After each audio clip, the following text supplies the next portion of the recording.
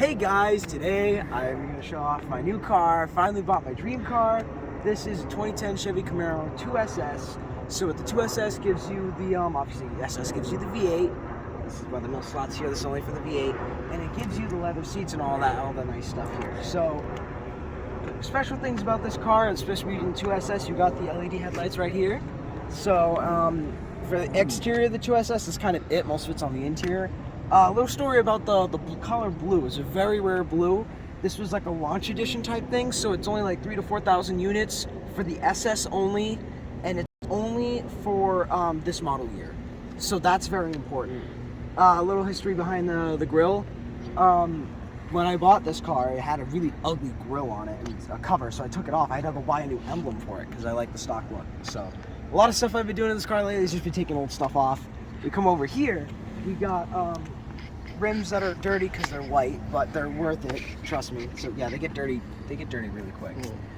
Worth the clean though. They're very nice looking when they're clean. I gotta redo the brakes. So this car is a lot of small things, like the brakes need to be done, and there's a few things on the inside that, you know, need replaced, you know, things that wear.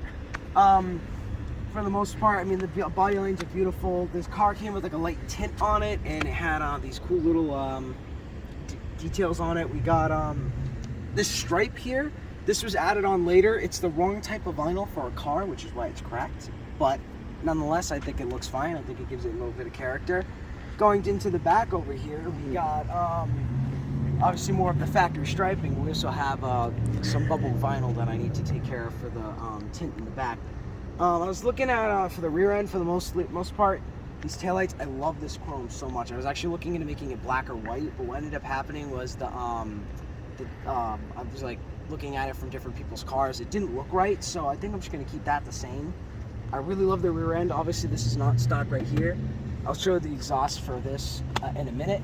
We got, and the fuel door is kind of funny too, because no matter what the car is like, you can just always push it open and pull it out. So there's not really a lock on it, it just kind of pushes in. And that's kind of it with that, and obviously they put the striping over it, so it's very, very nice. Like I said, whoever did the brakes though, they painted the calipers, and they're just, as you can tell, the whole paint thing came off. So I'm gonna have to redo a lot of this stuff on this. So, you know, there's a lot of small things, but yeah, let's get into the interior and then I'll show that exhaust.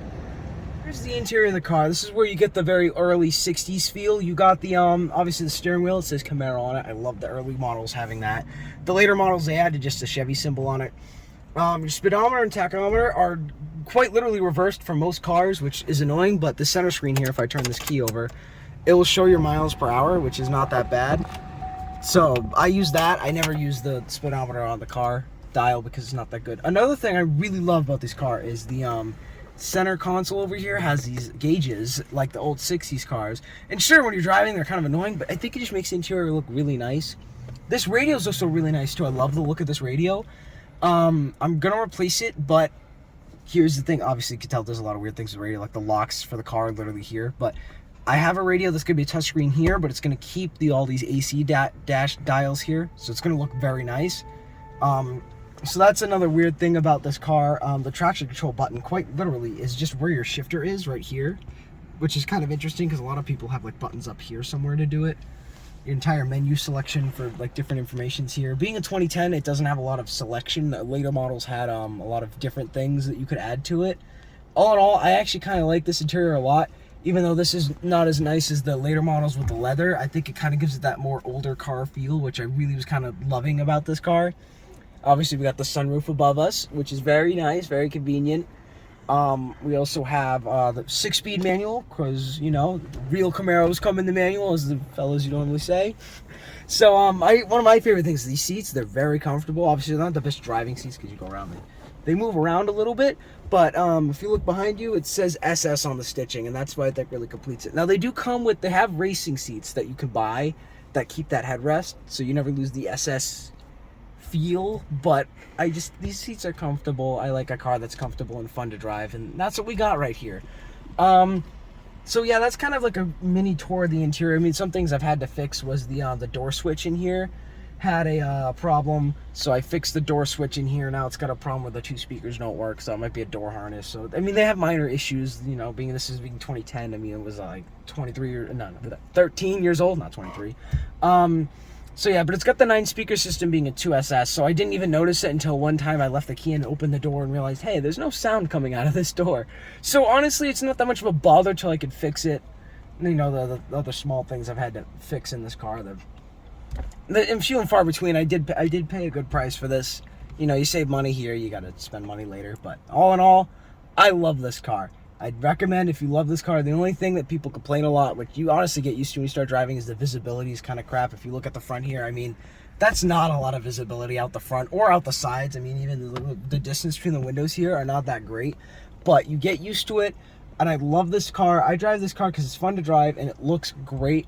I don't drive it because I want to, like, see everywhere, which is convenient, yes, but it gives me a feel that, like, this car is like the old muscle car, especially how high the hood sits. I really like that feel of it. So enough about me jabbing about the car. Let's hear it.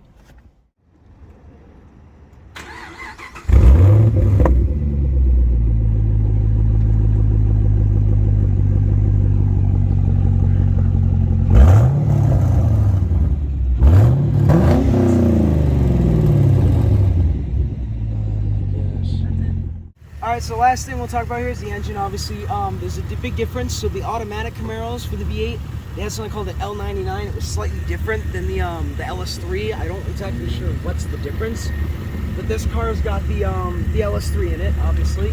So we got basic air filter for now. I'm thinking of putting a panoramic air intake, so that's gonna have it just come straight shot here and funnel the air directly in the engine.